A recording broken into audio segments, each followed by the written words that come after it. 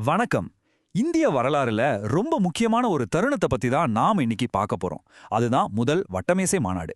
இது ஏன் இவ்ளோ முக்கியம்? இதுல அப்படி என்னதான் நடந்தது? கடைசில இதோட முடிவு என்னாச்சு? வாங்க பார்க்கலாம். ஒரு நிமிஷம் யோசிச்சு பாருங்க. இந்தியாவோட எதிர்காலத்தையே தீர்மானிக்கிறதுக்காக ஒரு பெரிய மாநாடு நடக்குது. ஆனா கடைசியில அது ஒரு முழு தோல்வியில முடியுது.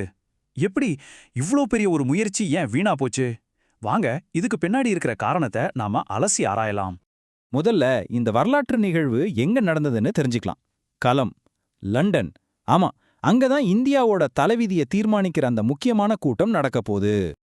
ஓகே, வாங்க எல்லாரும் சேர்ந்து ஒரு சின்ன டைம் டிராவல் பண்ணலாம். வருஷம் 1930, மாசம் நவம்பர். நாம இப்போ இங்கிலாண்டோட தலைநகரான லண்டன்ல இருக்கோம். சரி, இங்க தான் அந்த வரலாற்று சிறப்புமிக்க முதல் வட்டமேசை மாநாடு தொடங்குது. அப்போ அந்த மாநாட்டுல முன்வைக்கப்பட்ட மிக முக்கியமான விஷயம் என்ன தெரியுமா? அதான் இது.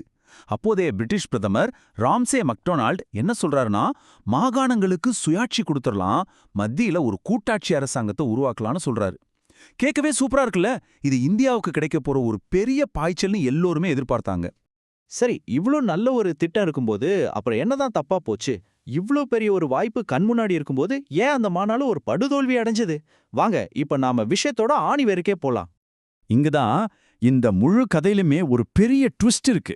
அந்த மாநாட்டோட வெற்றி தோல்வியை தீர்மானிக்கக்கூடிய மிக முக்கியமான ஆளே அந்த இடத்துல இல்ல. இப்ப இத பாருங்க, உங்களுக்கு நிலைமை இன்னும் தெளிவா புரியும். ஒரு பக்கம் பாத்தீங்கன்னா இந்திய இளவரசர்கள், சிறுபான்மையினரோட பிரதிநிதிகள், மிதவாத தலைவர்கள்னு ஒரு பெரிய கூட்டமே கலந்துக்குது. ஆனா இன்னொரு பக்கம் காலியா இருக்கு. யார் அங்க இல்ல? இந்தியாவோட அப்போதைய மிகப்பெரிய அரசியல் சக்தியான இந்திய தேசிய காங்கிரஸ். இது எப்படி இருக்குன்னா, ஒரு கல்யாணத்துல மாப்பிளையே இல்லாத மாதிரி தான். சரி, காங்கிரஸ் ஏன் வரல? எதுக்கு இந்த மாநாட்டை புறக்கணிச்சாங்க? அதுக்கு காரணம் அந்த சமயத்துல இந்தியால நடந்த சில முக்கியமான அரசியல் சம்பவங்கள் தான். இத சிம்பிளா 3 பாயிண்ட்ல நாம புரிஞ்சுக்கலாம். Point number 1. அப்போ இந்தியா முழுக்க காந்தியோட தலைமையில சட்ட மறுப்பு இயக்கம் ரொம்ப தீவிரமா நடந்துட்டு இருந்துச்சு. Point number 2. இந்த இயக்கத்தை எப்படியாவது அடக்கணும்னு பிரிட்டிஷ் அரசாங்கம் காந்தி உட்பட பல பெரிய காங்கிரஸ் தலைவர்களை கைது பண்ணி சிறையில் அடைச்சது. Point number 3. இதனால எங்க தலைவர்கள்லாம் ஜெயில இருக்கும்போது நாங்க மட்டும் எப்படி பேச்சுவார்த்தைக்கு வர முடியும்னு ஒரு நியாயமான கேள்வியோட காங்கிரஸ் இந்த மாநாட்டை புறக்கணிச்சாங்க. அவ்வளவுதாங்க விஷயம். அப்போ யோசிச்சு பாருங்க, இந்தியாவோட பெரும்பான்மை மக்களை பிரதிநிதித்துவப்படுத்துற காங்கிரஸ் கட்சியே இல்லாம இந்தியாவோட எதிர்காலத்தை பத்தி எப்படி ஒரு முடிவு எடுக்க முடியும்? அது சாத்தியமே இல்லாத ஒரு விஷயம்.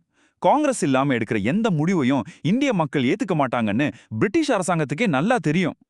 சரி, வாங்க நாம இதுவரைக்கும் பார்த்த விஷயங்களை ஒரு சின்ன ரீகேப் மாதிரி பண்ணிடலாம். குறிப்பா டிஎன்பிஎஸ்சி மாதிரி போட்டித் தேர்வுகளுக்கு தயாராகிறவங்களுக்கு இது ரொம்பவே உதவியா இருக்கும். இந்த முக்கிய பாயிண்ட்ஸை மட்டும் நல்ல ஞாபகம் வச்சுக்கோங்க. இந்த அட்டவணையில முழு கதையோட சாராம்சமும் இருக்கு. கேள்வி: எப்போ எங்க நடந்துச்சு? பதில்: நவம்பர் 1930 லண்டன்ல. அப்போதைய பிரிட்டிஷ் பிரதமர் யாரு? Ramsay MacDonald. முக்கிய முன்மொழிவு என்ன? மாகாண சுயாட்சியோட ஒரு கூட்டாட்சி அரசு. காங்கிரஸ் கலந்துக்கிட்டாங்களா? இல்ல, ஏன்னா தலைவர்கள் சிறையில இருந்தாங்க. அப்போ இறுதி முடிவு என்ன? எந்த முடிவும் எடுக்கப்படல, ஒரு தோல்வி. இதை மட்டும் நீங்க மனசுல வச்சுக்கிட்டாலே போதும். ஆக மொத்தத்துல நாம தெரிஞ்சுக்க வேண்டிய ஒரே ஒரு முக்கியமான விஷயம் இதுதான். இந்திய தேசிய காங்கிரஸ் கலந்துக்காத ஒரே காரணத்தினால முதல் வட்டமேசை மாநாடு ஒரு பயனற்ற முயற்சியா போயிடுச்சு. எவ்ளோ பெரிய திட்டம் போட்டு எவ்ளோ தலைவர்கள் கலந்துக்கிட்டாலும் அந்த முக்கியமான ஆள் இல்லாததுனால மொத்தமும் வீணா போச்சு. முதல் மாநாடு தோல்வியில முடிஞ்சாச்சு. சரி, அடுத்து என்ன? பிரிட்டிஷ் அரசாங்கம் இதோட சும்மா விட்டுருவாங்களா? இல்ல, இந்திய தலைவர்கள் அடுத்த கட்டமா என்ன செஞ்சாங்க? இந்த தோல்விதான் அடுத்தடுத்து நடக்க போற பல சுவாரஸ்யமான வரலாற்று நிகழ்வுகளுக்கு ஒரு அடித்தளமா அமைஞ்சது.